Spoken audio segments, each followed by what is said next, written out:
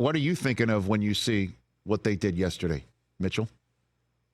It's impressive. It's, from my eyes, a little bit surprising, just given the gravity of where we were, basically a month ago in that loss after the Raiders game, and what looked like kind of the bottom of the Pat Mahomes and Andy Reid tenure together. And then all of a sudden, 5 weeks later, you beat a pretty good team in a very cold night. You go on the road, you beat semi-rival, then you go to what everyone knows was the best team in the NFL throughout the course of the season, and I think you play really well, really physical, and control that whole game. So it's impressive, and we're gonna keep writing stories about these guys, and it's been fun to watch. Well, I mean, but these guys pretty well inside and out. So I'll be straight up. I'm kind of surprised you would use the word surprised, because most Chiefs I know are like, yeah, this is part and parcel of these guys who won't take no for an answer.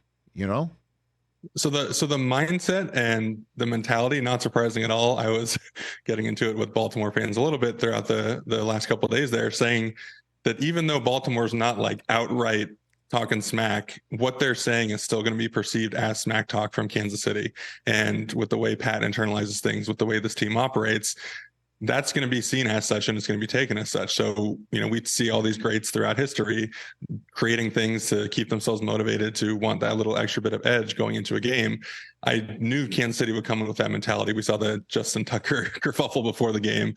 Again, not surprising. I just didn't think, from the big picture perspective, the way the team had played, that they could beat 3 straight, good to great teams in the course of the playoffs, do it with no bye week. I guess they had the bye in week 18, a quasi bye, but they were a team that made mistakes every single game. And even the Buffalo game, the McCole fumble, like, there are mistakes throughout the course of a game, and Baltimore felt like the most well-rounded team they're facing this year at their place, that if you make 1 or 2 of those critical mistakes, those turn into game-breaking mistakes. But that didn't happen. The team came out physical, they came out fast, and they dictated the game from the beginning. So that part wasn't surprising, but the lack of the mistakes catching up to the Chiefs was a little bit of the surprising part for me. So let's just I want to pull on that string that you kind of dangled out there a little bit about Mahomes being Jordan-like in internalizing or taking in what really isn't a slight and perceive it as such to stoke a flame.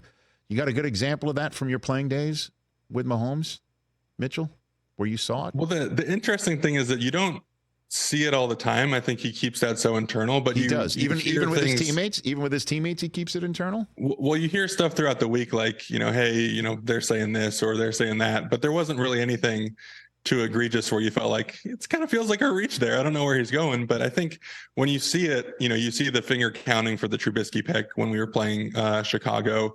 That surprised me. I didn't expect him to feel like he felt the need to say, hey, I was way better than this guy in the draft. You picked me 10th. We saw last week against Buffalo, the players kind of chirping back a little bit about that good luck comment.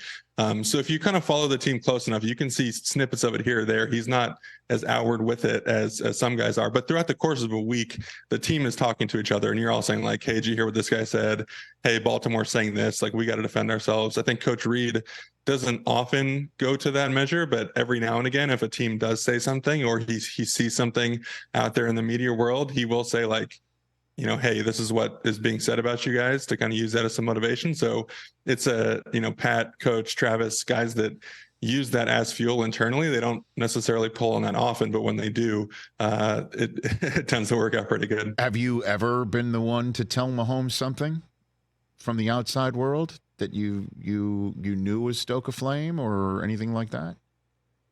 Not necessarily from that perspective. I feel like because he's such a fan of sports, and I think we've seen that in terms of like his interactions and on social media, and he loves to go to basketball games and all that other stuff. I think he just is maybe more online than people realize, and can see stuff that floats through more than people realize. So It wasn't that I had to go to him and say like, hey, did you see these guys said this thing? He, for the most part, has seen all of that. Right. He's not a guy that says, oh, I don't look at stuff, or I don't do this. Like I don't think he really gets asked about it. It's just, he's someone that's so aware of the sports world in general because he's a sports fan. I don't know how he could live his life loving all those other things and then not also hear stuff about him in particular because he's so out there. So plugged in. So he must have been aware of all the narratives about the pass catchers on his team letting him down, right? And I mean, I had Rashee Rice on the program last week, Mitchell, and he's like, "Yeah, we didn't really talk about that in the receiver room. I kind of try to chip away at that,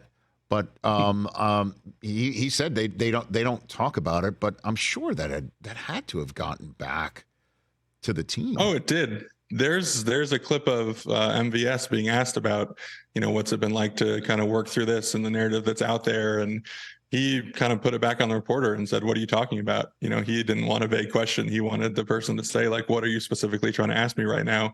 So those guys know that exists. I think the cool thing that we've seen, especially these past 2 weeks, the MVS making huge catches, is Pat maybe during the course of the season lost trust in guys in certain spots or trust in the rhythm of the offense. But whatever it was after that Raiders game, he seemed to have recommitted to, "I'm going to do my job. I'm going to throw it to where they're supposed to be, and they're going to do their job." And everyone just kind of recommitted to the fundamentals of, I mean, it sounds Belichickian, obviously, but I'm just going to do what I'm supposed to do. I'm not going to try to make a hero play. I'm not going to try to do anything that I'm not supposed to, because whenever Pat's at his best, it's within the rhythm of the offense. And then he adds the special flair on top of that, but it's not backyard football from the jump. And so there seemed to be, kind of that recommitting from the entire team. Like, let's just strip it down to our fundamentals and the essentials, and we'll build it back. And we saw that in week 17. We saw that the Miami game, Buffalo game, and they are peaking at the right time. I'm not a huge, quote unquote momentum guy, but this does seem like a team, not that they're turning it on, but they have that kind of playoff focus and